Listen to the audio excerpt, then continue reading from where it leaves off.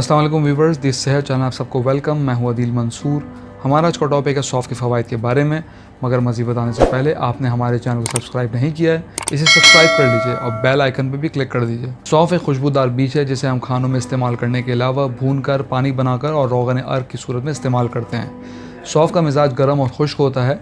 इसका जायका शीरी और खुशबूदार होता है, इसलिए इसे मुंह की बदबू को दूर करने के लिए भी इस्तेमाल किया जाता है। इसमें copper, potassium, calcium, zinc, vitamin C, iron और मैग्नीशियम पाया जाता है। कुछ लोग पूछते हैं कि सौफ़ के बीज ज़्यादा मुफीद हैं या इसका पानी। इससे पहले इसके रंग के बारे में बात करते हैं। 3-4 रंगों में मार्केट में आती है। अगर सौफ़ का रंग गंदा, काला या ब्राउन हो तो इसका इस्तेमाल ना करें, क्योंकि ये सौफ़ पानी निकालने के बाद खुश करके मार्केट में आ जाती है। सौफ़ को इस्तेमाल से पहले मलमल के कपड़े से साफ़ कर लें। कुछ लोग इसे भून कर इस्तेमाल करते हैं, लेकिन इसे ज़्यादा ओवरकुक ना करें।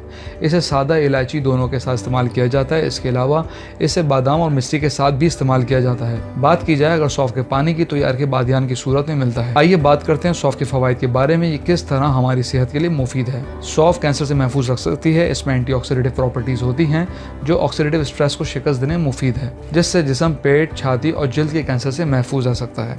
इसलिए सौफ़ का इस्तेमाल जिस भी हालत में किया जाए मुफीद है। सौफ़ ब्लड प्रेशर को भी कंट्रोल करती है, जिसकी वजह से दिल के खतरात में कमी वाक़ई होती है। एक रिसर्च के मुताबिक सौंफ थूक में नाइट्रेट के मवाद में इजाफा करती है। नाइट्रेट एक कुदरती मवाद है जो ब्लड प्रेशर को नॉर्मल रखने में मदद करता है। अगर बदबूदार सांस हो तो उसमें भी सौंफ का इस्तेमाल मुफीद है, क्योंकि इसके बीजों में तेल होता है जिसमें एंटीबैक्टीरियल खुसूसियत होती है जो हमारी सांस को तरोताज़ा रखने में मदद देता है। सौंफ खाने से सांस की बदबू में कमी वाक़ई होती है।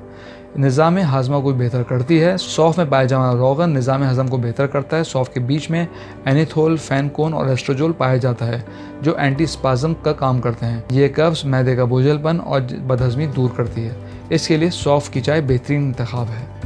यह एज़मा के पेशेंट्स के लिए मुफीद है। सौफ़ में फाइटोन्यूट्रिएंट्स की ज़्यादा मकदार साइनस को ख़त्म करने में मदद देती है। इसके अलावा ये दमा के मरीज़ों के लिए भी मुफीद हो सकती है। ये नज़र को भी तेज़ करती है।